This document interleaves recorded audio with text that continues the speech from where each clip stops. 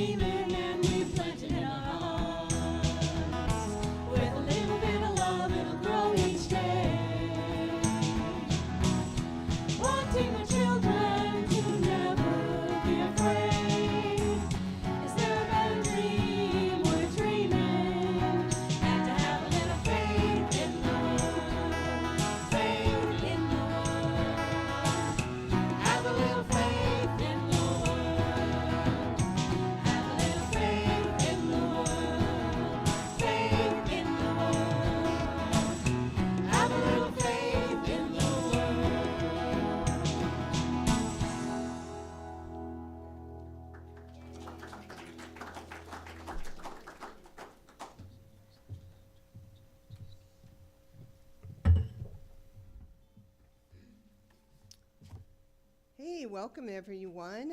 Happy Easter and happy Resurrection Day. Yeah. Humans, we are fascinated with resurrection stories, certainly starting with the story of Jesus and our remembrance of this past week and Holy Week. But also then a resurrection story has been co-opted by writers, authors like J.K. Rowling and Harry Potter, and C.S. Lewis, and Narnia, and The Lion, the Witch, and the Wardrobe. And we, in Unity, are going to hear more from Reverend Evin Wilkins on resurrection, because every day, every moment, we can resurrect from the mistaken belief of who we truly are. Are we the ego? Are we the errors of our ego? Or are we something else that's truer, that is love, that is an expansive awareness that holds everything in love, including our errors and our egoic personalities?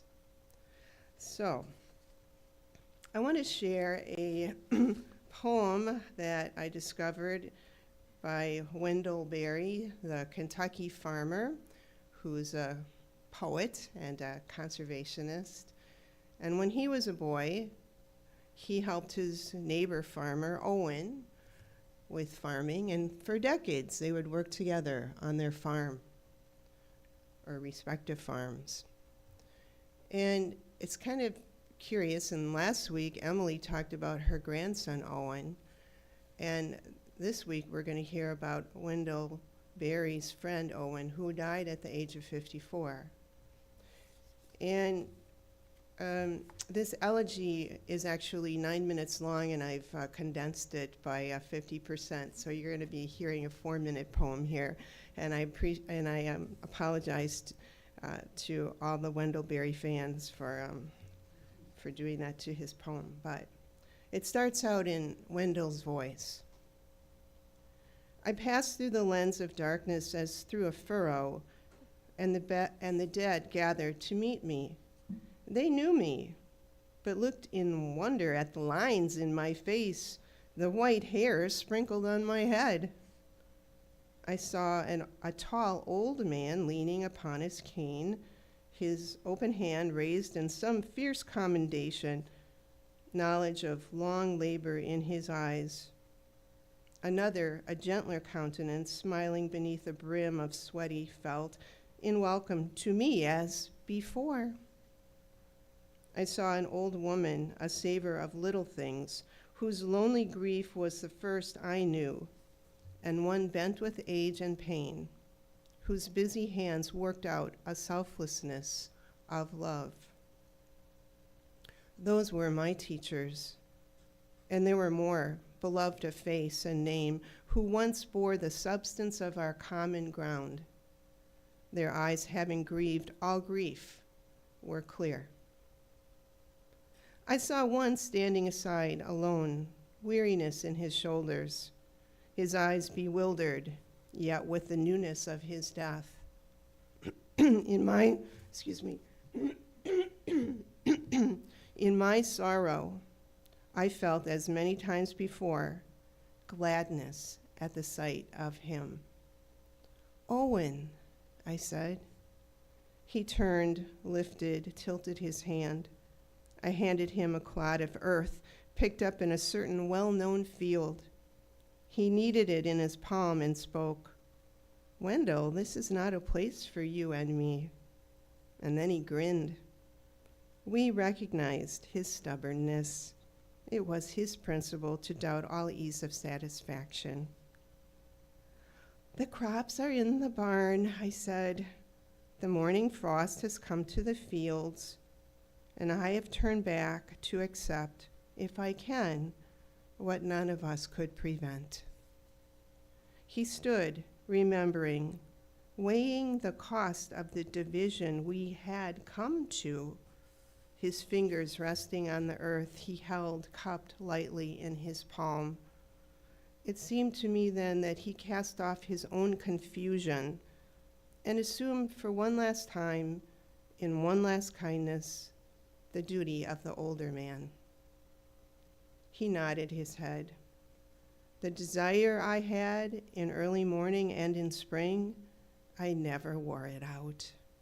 I had the desire if I had had the strength. But listen, what we prepared to have, we have. He raised his eyes. "Look," he said. We stood on a height, woods above us, and below, on half-mowed slope, we saw ourselves as we once were, a young man mowing, a boy grubbing with an axe. It was an old abandoned field, long overgrown with thorns and briars. We made it new in the heat haze of that midsummer. He proud of the ground intelligence clarified, and I proud in his praise. I wish, I said, that we could be back in that good time again. We are back there again, today and always. Where else would we be? He smiled, looked at me, and I knew it was my mind he led me through. He spoke of some infinitude of thought. He led me to another slope beside another woods, this lighted only by stars. Older now, the man and the boy lay on their backs in deep grass, quietly talking. In the distance moved the outcry of one deep-voiced hound. And then, one by one, he moved me through all the fields of our lives. Preparations, plantings, harvests, crews joking at the row ends, the water jug passing like a kiss. He spoke of our history passing through us, the way our families' generations overlap, the great teaching coming down by deed of companionship. Characters of fields and times and men, qualities of devotion and of work, endless fascinations, passions, old as mind, new as light. All our years around us, near us, I saw him furious and narrow, like most men, and saw the virtue that made him unlike most. It was his passion to be true to the condition of the fall, meaning of Adam and Eve, to live by the sweat of his face, to eat his bread, assured that cost was paid. We came then to his time of pain, when the early morning light showed, as always, the sweet world, and an all-able, well-intentioned man might do by dark, and his strength failed before the light. His body had begun too soon its earthward journey, filling with gravity, and yet his mind kept its old way. Again, in the sun of his last harvest, I heard him say, "Do you want to take this row and let me get out of your way?" I saw the world ahead of him then for the first time, and I saw it as he already had seen it, himself gone from it. It was a sight I could not see and not weep. He reached and would have touched me with his hand, though he could not. Finally, he brought me to a hill overlooking the fields that once belonged to him, that he once belonged to. "Look," he said again. I knew he wanted me to see the years of care that place wore, for his story lay upon it, a bloom, a blessing. This time and place so near, we almost were the men we watched. Summer's end sang in the light. We spoke of death and obligation, the brevity of things and men. Words never moved so heavily between us or cost us more. We hushed, and then that man who bore his death in him and knew it quietly said, "Well, it's a fascinating world after all." His life so powerfully stood there in presence of his place and work and time. I could not realize, except with grief, that only his spirit now was with me.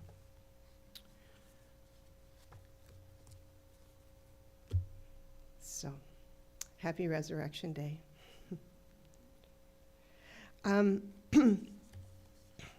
With that, let's move on with the rest of our service. And let's celebrate coming together today by saying aloud our vision. A world powerfully transformed through shared spiritual awakening. And our mission together. Advancing the movement of spiritual awakening and transformation through unity, a positive path for spiritual living. And together with our values.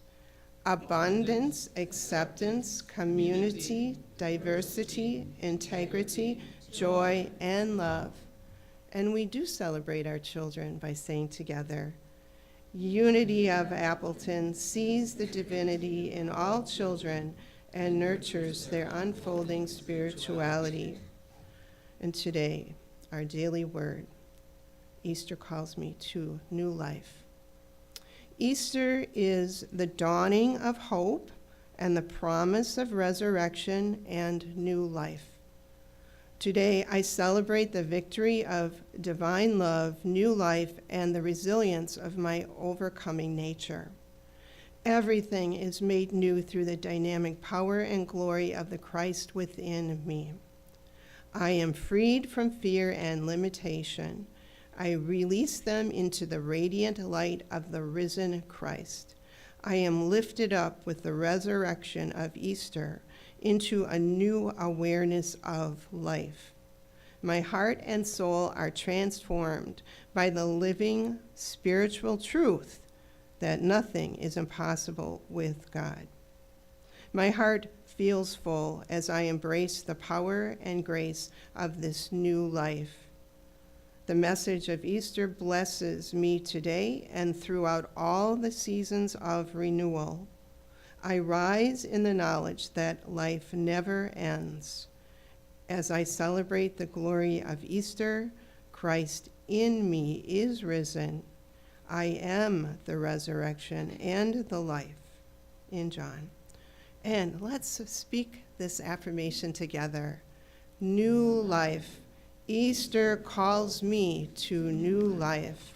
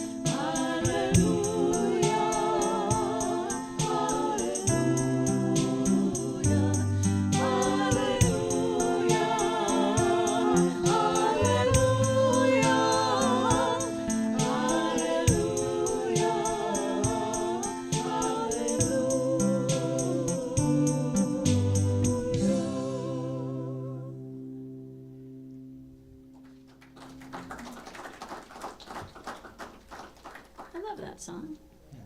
I really do. And another person that we all love is Reverend Evin Wilkins. We again are just so fortunate that we can have these different speakers every Sunday, and I think it's such a blessing for us to have these folks, and especially somebody like Evin, who comes to us from the West Coast and has to get up early and be with us, and it's always marvelous when he does. And as Linda was saying the poem this morning, it just, the way the words were written were so beautiful and so touching, and it made me think of Reverend Evin, because to me he is the kind of minister who expands your mind and fills our hearts every time that he talks. And one of the lyrics that we just sung is, "There's a blaze of light in every word," and to me that is what Reverend Evin brings to us. So please welcome him with his talk today, Rising Up. Well, thank you, Paige. You give me a lot of credit there, but I appreciate it. So happy to spend this Easter Sunday with you all the way out from Washington State. So it's good to see you all again, and happy Easter. Today is the day which, as we know here at Unity, or if you're new to Unity, the day that we celebrate Jesus, who is our master teacher here at Unity. So it's such a good day to honor and recognize the work that he did for us. And that's obviously what we're going to talk about this morning, is Jesus on this Easter. So, and I've always been a fan of Jesus and his work and his teachings.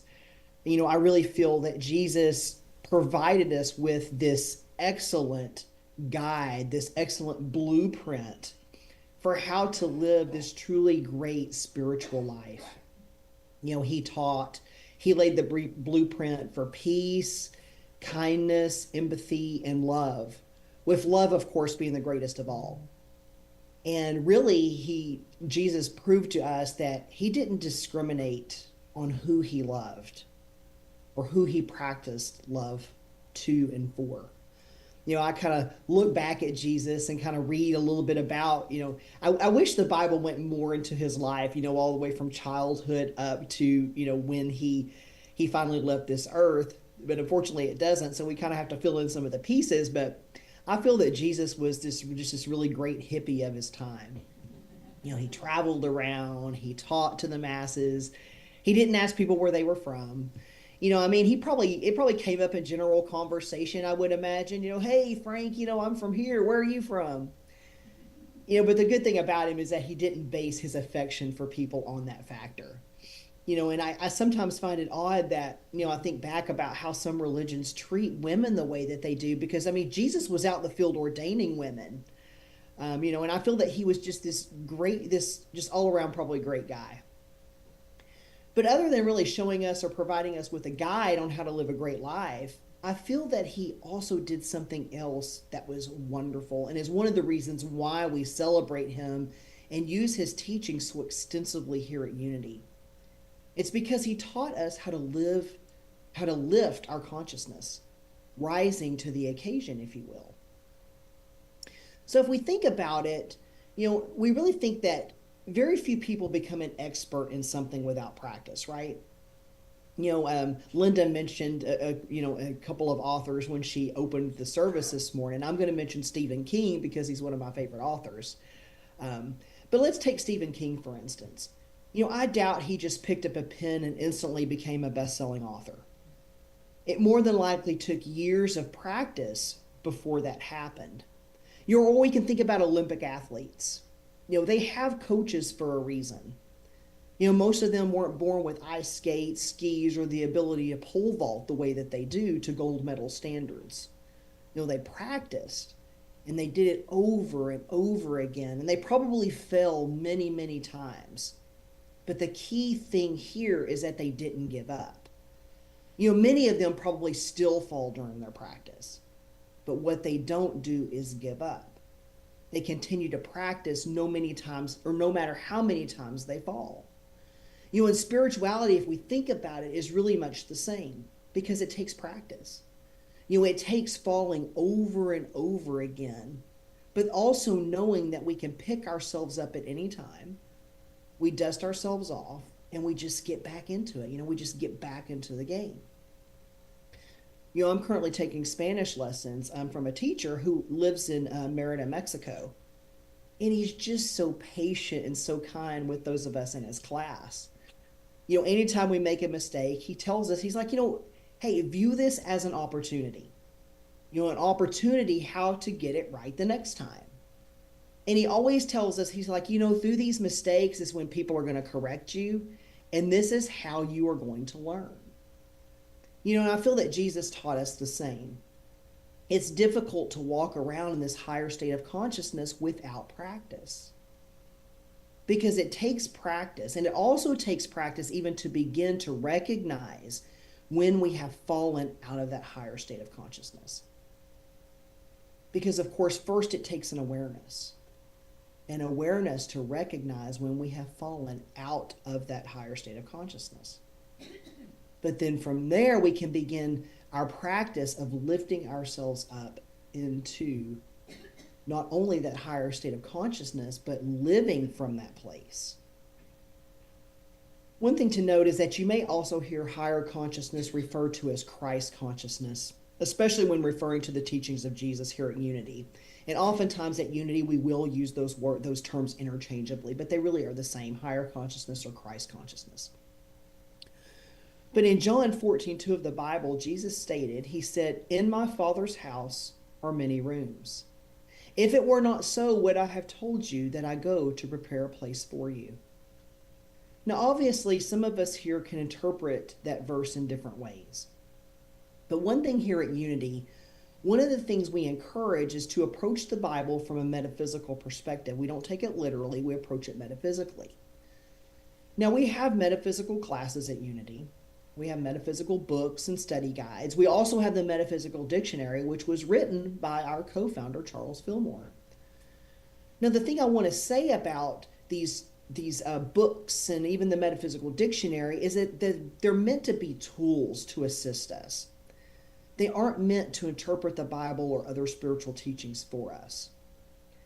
You know, when I was in metaphysical school, I would find myself during my first metaphysical class, I would get really frustrated with the teacher and the minister who was teaching metaphysics, because she would ask us to metaphysically interpret a Bible verse.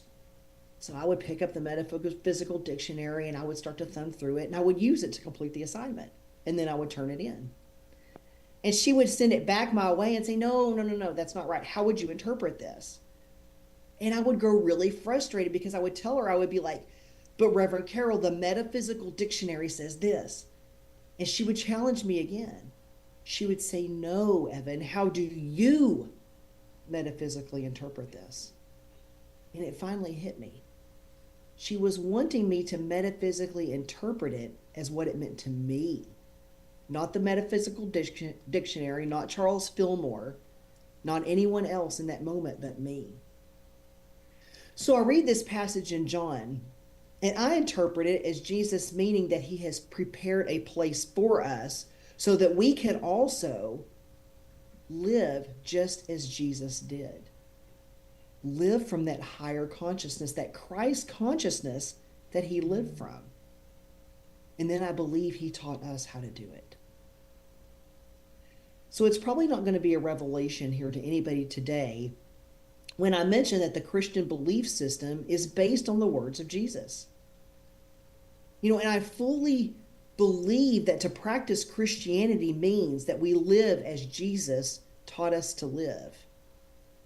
That we live as Jesus taught us to rise up to live, much as he did on Easter. Now, if we do refer back to the Metaphysical Dictionary for a moment, we can look up crucifixion. And in it, Charles Fillmore defines it as the crossing out in consciousness of errors that have become fixed states of mind. The surrender or death of the whole personality in order that the Christ mind may be expressed in all its fullness. So it's beginning to let that lower state of consciousness go, because that doesn't serve us. It doesn't serve our lives. It doesn't serve our authentic selves. We are here to live from that higher state of consciousness, that higher state of Christ consciousness that Jesus taught us how to live. Now, if we go back to the Metaphysical Dictionary for resurrection, Mr. Fillmore defines it as the restoring of mind and body to the original undying state. He says this is accomplished by the realization that Christ has spirit, and that God created us with power like that which it itself possesses. So what happened metaphysically when Jesus underwent the crucifixion and then the resurrection? He shed that old way of living. He shed that old way of being, and he rose up into this higher state of consciousness that is available to each and every one of us. And why is it available to each and every one of us? It's because it's a part of who we are. Now, it does take practice to sometimes get back around to that, right? And why is that? It's because we're still living this very human experience. And in this human experiences, we have all of these choices to make on a daily basis, on a minute-to-minute basis, sometimes even on a second-to-second basis, right? Now, here at Unity, we don't believe in literal places called heaven and hell. We believe that those things are states of consciousness that we create. States of consciousness that we create at any moment. And at any given moment, we can find ourselves living in heaven, or we can find ourselves living in hell. For most of us, living from that lower state of consciousness can very much feel like we're living in that state of hell. But we don't have to. Is it going to take practice? Certainly. But Jesus laid out the blueprint for us. You know, one of the things that I was always taught, if you don't ever read any other part of the Bible, read the verses, you know, that Jesus wrote. You know, if you've got a traditional Bible, it's probably in the red print. Read that, because that's where that blueprint lives. But what are some of the main ways that Jesus taught us how to get there? For this, I start by referencing Mark 12:31 in the Bible, where Jesus instructed us, love your neighbor as yourself. And guess what? We are being given this fantastic opportunity to practice this right now. You know, sometimes finding moments to practice these opportunities isn't always easy to find right away, right? Sometimes we kind of have to look for them a little bit or put ourselves in positions where we can find them. But this one is a great opportunity. We are being given this opportunity to practice this almost each and every moment right now in this country. Because we may look around us at any given time and see that our neighbors don't necessarily look exactly the way that we do, right? Maybe their skin is a different color. Maybe they speak a different language. Maybe they have different customs, eat different foods, approach the world just a little bit differently than we do. Maybe they practice a different religion or spiritual custom than we do. But we go back to Jesus, because Jesus didn't discriminate. He said, love your neighbor as yourself. But there will be people, as we go through our life, as we go through this very human experience, there will be people who choose, notice I say choose, to not practice this. People who choose to see borders and different skin colors and other perceived differences and choose to not live from that higher state of consciousness. But we don't have to make that choice, because we can do better. And we can practice it as Jesus instructed, with no stipulations, with no conditions. We can choose to love our neighbors as ourselves. Next, we get the opportunity to practice via love. In 1 Corinthians 13:13 in the Bible, it says, and now these three remain: faith, hope, and love. But the greatest of these is love. Are we starting to see a theme here? Love. Again, we are being given this amazing moment to practice.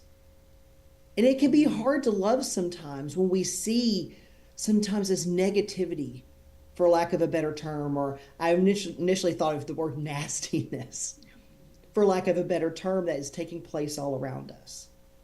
Sometimes it's easier to just make the decision not to do it, right? To just jump on the other side of the equation and to say, no, I can't love that person. I can't love that person because they love someone of the same gender. They don't make as much money as I do. They've come here for a better way of life, but they don't belong in this country. Are you starting to see where the mismatch is happening here? Do you see where when we choose to not practice love and kindness, we're falling into that lower state of consciousness? And if you've ever done this, you are probably very aware that it does not feel good. And that's one of the ways you can begin to notice that you're falling into that lower state of consciousness, or that you're approaching something, perhaps in that lower state of consciousness. As an example, think about an argument with a loved one, with somebody you love. You probably clench up, right? You may feel this really unpleasant feeling in your chest or your stomach, this tightness. You may get this tense feeling in your shoulders or your neck. You may find that you're clenching your jaw. And why are you doing this? It's because it doesn't feel good. And neither does staying in that lower state of consciousness. Things such as anger, division, hate, those things don't feel good because they are in that lower state of consciousness. The biblical story tells us that Jesus made the decision to be crucified. No, I'm not saying he was raising his hand and jumping up and down saying, hey, me over here, crucify me. But he made that decision to allow it to happen because he knew that he had to shed the old. He had to shed the old to make room for the new. Much as the trees do in the autumn, they shed their leaves because to do so means that they're making room for the eventual new blooms that are going to come around in the spring. And it becomes with us. We have to sometimes shed that old and go through our own crucifixion so that we may resurrect and so that we may rise into our true nature of who it is we are and who Jesus very much taught us to be. Because it's already inside of us. Sometimes we're just so mired down in that lower state of consciousness that it can take a little bit of time. And it can take a little bit of forethought and a little bit of practice to get back into it. But the good news here is today is that we can. We just have to be willing, and we have to make that choice. Much like Jesus, we have to be willing to undergo our own metaphysical crucifixion and resurrection. And I'm not saying it's going to be easy. It wasn't easy for Jesus either. And if you've been practicing spirituality for any number of time, any number of years, you're going to know it's not necessarily easy, right? Otherwise, we probably wouldn't be sitting here today. We would just be off in our higher state of consciousness, just out there floating around. But it becomes easier. It's easy to go to church or spiritual centers and listen to talks, right? It makes us feel good. It gives us this surge of adrenaline, and it feels good. We can take notes, and we can go home, and we can ride that high for a while. But at some point, something is going to happen in this human experience that's going to pull us back down from that high. But we can protect ourselves from that if we make the decision beforehand. The decision that we're going to be aware and that we're going to practice. And especially now. We're being called upon to be that higher state of consciousness, that Christ consciousness that we truly are. And I fully believe that Jesus prepared us for this moment. We just have to be willing. So I ask you today, are you willing to undergo your own metaphysical crucifixion and your own metaphysical resurrection? And of course, that's not something I can answer for you. That's only something that you can answer for yourself. But I can tell you today that I know that I am. I'm ready to be that Christ consciousness in the world. And I make that vow today that I will do that. And that I would love to have you come with me. But of course, the choice is yours. But I ask you the question on this Easter Sunday, are you ready to rise? And you don't have to do it alone. I mean, if you're in the sanctuary right now, look around. Look around the sanctuary. You've got a whole room of people right there with you who are willing to take that journey with you. And think about your communities. Think about your city. Think about Appleton. Think about the state of Wisconsin. Think about the entire country, the entire world. You've got all of these people who are willing to do it with you. You just have to be ready, and you have to be willing. So I ask you today, are you? Are you willing? Are you ready to undergo your own metaphysical crucifixion and resurrection? Happy Easter, my friends, and namaste.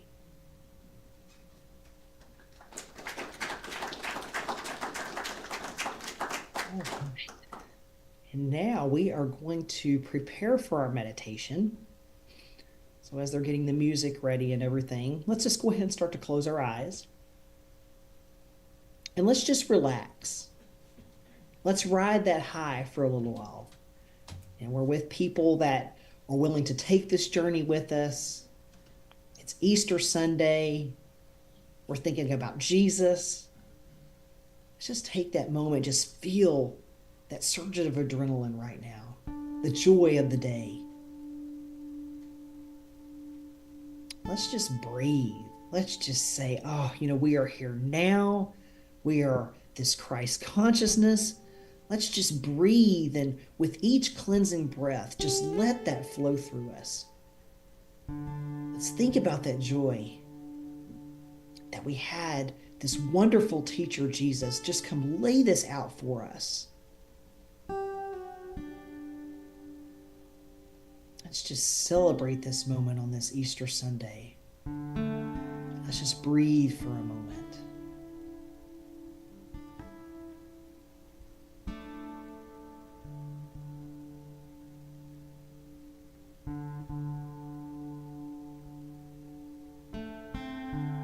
begin our own journeys in this moment.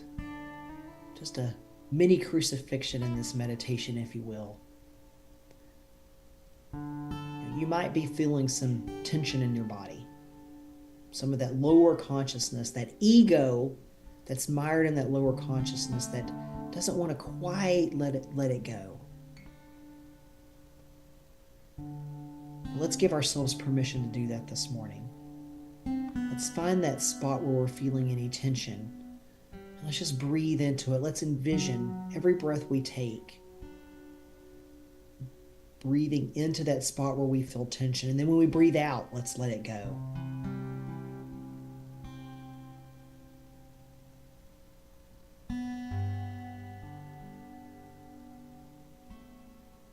Let's give ourselves the permission to do that.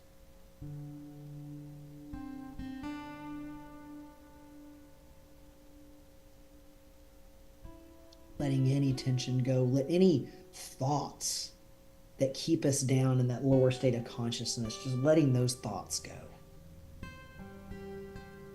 Just with each cleansing breath, we breathe into that spot. And then when we breathe out, we let those negative thoughts go. Maybe there are even thoughts about yourself, that you're not worthy, that you can't do something. We know that's not true. No matter what that voice tells you, it's not true. Let's just let it go.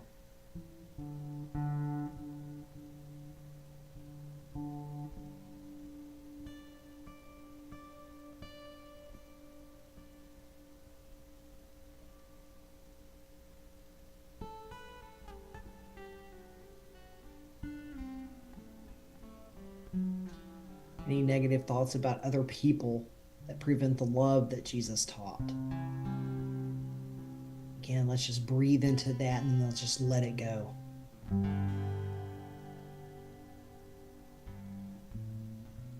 Because no matter what's going on around us right now, that is not true.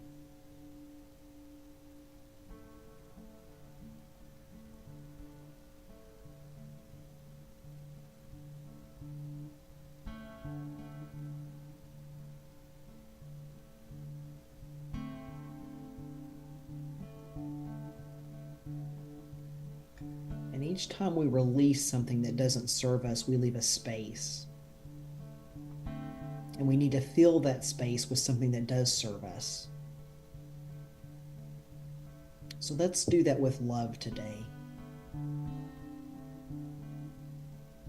I ask you to think of someone or something that you love with all of your being. Let yourself feel that love that you hold for that being.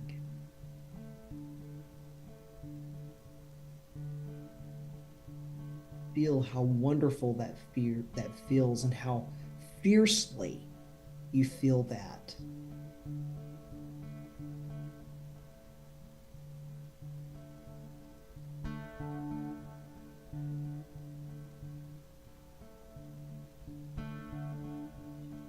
Maybe you envision a certain color.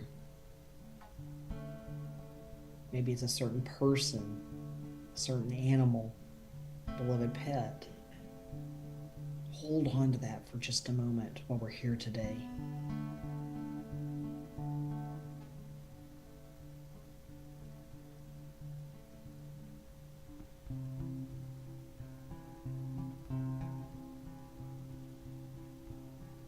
And I'm going to invite you to join me in a moment of silence for just a little while. And while we're in that moment of silence, I ask you with every in-breath to envision love filling that space where you let those negative thoughts go, that space where you let that tension go. During our silence, just envision every in-breath you take filling that space with that love as we move into our silence.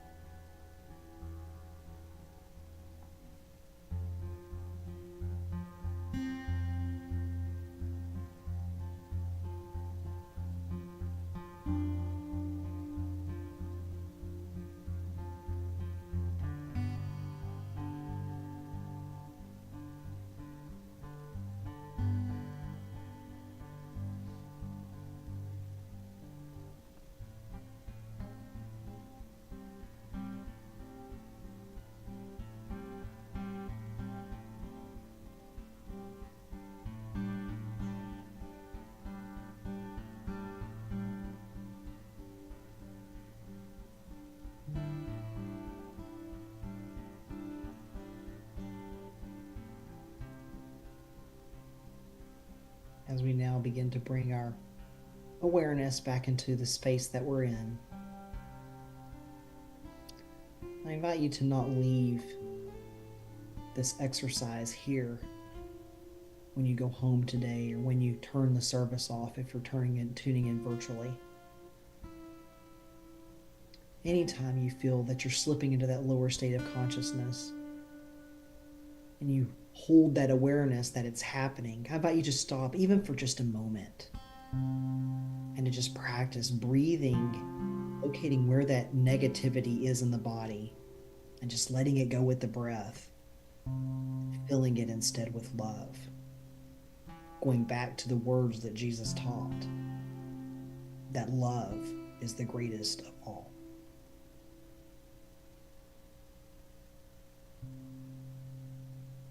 You can just open your eyes when you're ready.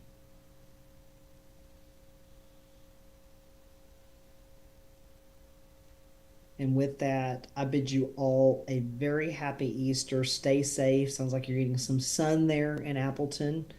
Enjoy it. Enjoy this beautiful day. And with that, my friends, I have to go to my own service, but I bid you all a happy Easter. Namaste. And I will see you all again next time. I look forward to it.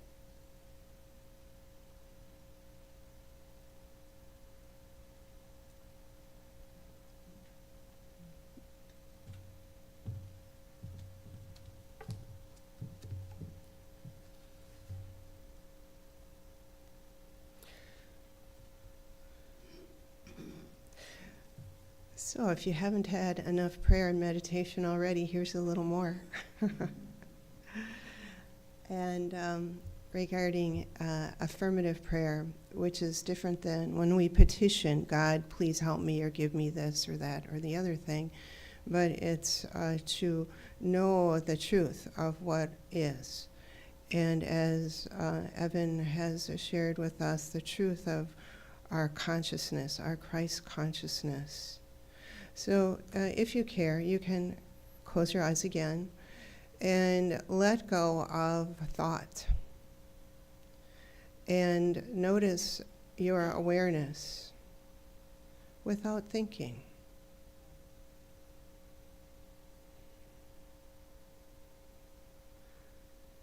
And then know that your heart and your heart is a place of great love. And so bring your energy to the region of your body, breathing into the heart space. And imagine that that heart space does indeed, we don't even have to imagine it, but it is so expansive in front of us, around us, behind us. So move your awareness of this into behind you. This has your back. Your awareness has your back. And it holds everything, including our human errors and our misjudgments, and it holds it in a bowl of this awareness. Truly is what it is. So just feel it. And it's always with you.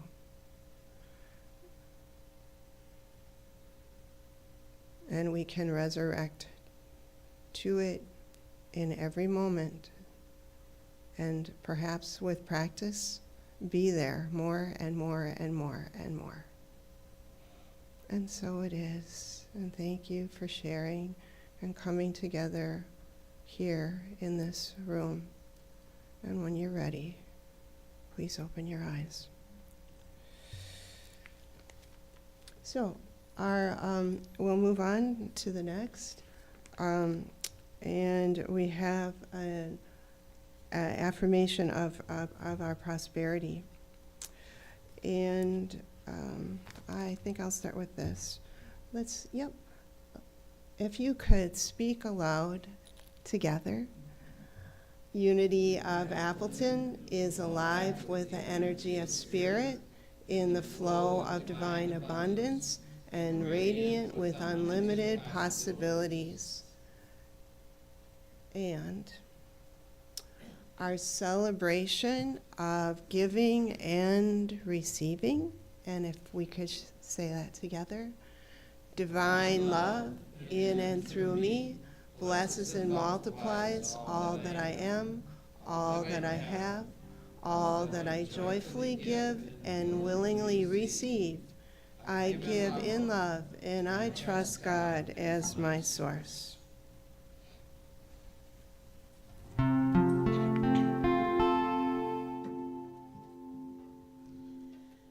Joyful, joyful, we adore thee, God of glory, Lord of love. Hearts unfold like flowers before thee, opening to the sun above. Melt the clouds of sin and sadness, drive the dark of doubt away. Giver of immortal gladness, fill us with the light of day. 1, 2, 3, 4. All thy works with joy surround thee. Earth and heaven reflect thy rays. Stars and angels sing around thee. Center of unbroken praise. Field and forest, vale and mountain, flowery meadow, flashing sea, chanting bird and flowing fountain, call us to rejoice in thee. Joyful, joyful, we adore thee, God of glory, Lord of love. Hearts unfold like flowers before thee, opening to the sun above. Melt the clouds of sin and sadness, drive the dark of doubt away. Giver of immortal gladness, fill us with the light of day.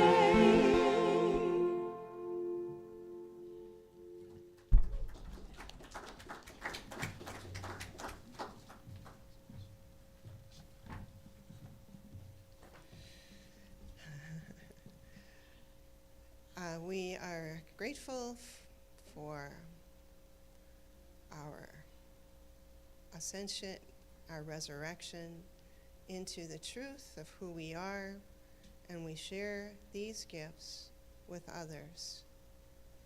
Thank you.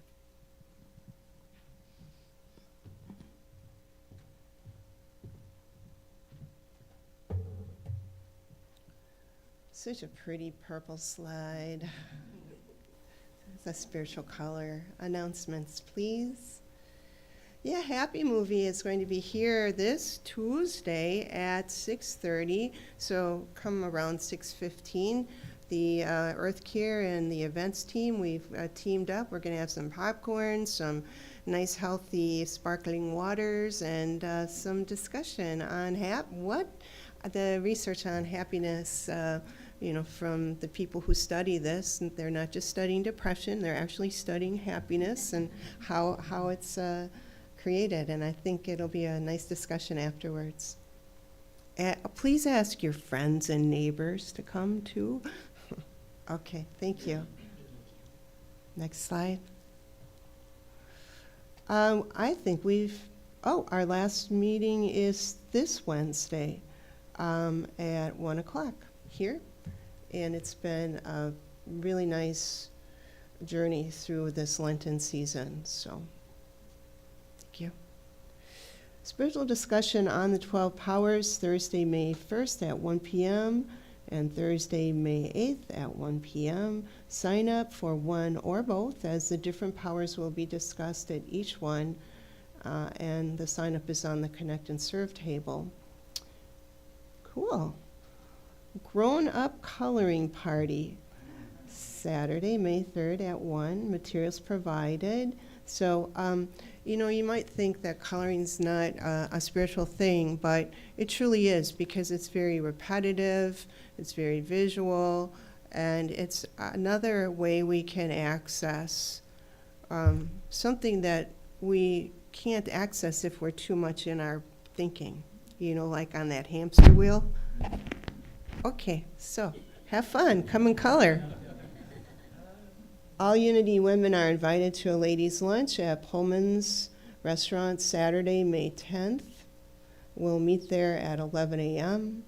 and we'll be celebrating March, April, and May birthdays. And you may please RSVP by May 7th to Kieran, Sophie, or to Unity at unityofappleton.org. I'm going to be camping. I'm going to be trying out my new tent and sleeping bags, so I won't be joining you except in spirit. Next slide. The event planning committee welcomes your ideas to request to lead a book group or to have a specific event. Please talk or email Deb, Kay, or Karen, and they're all here today. You want to raise your hands so people that are new know. Thank you guys very much. And there we are. So if you're up for standing, please do. If not, stay where you're at, and we will say our prayer of protection together. The light of God surrounds us. The love of God enfolds us. The power of God protects us. The presence of God watches over us. Wherever we are, God is, and all is well. All right, as Reverend Evan said, it's a joyful day. So please join us in one of our most joyful songs that we got. Yeah, oh, Tom says, turn the lights up, please. You can't see what he's doing. Besides, then when you start dancing, you won't bounce into each other, so it's all good. Lights are good.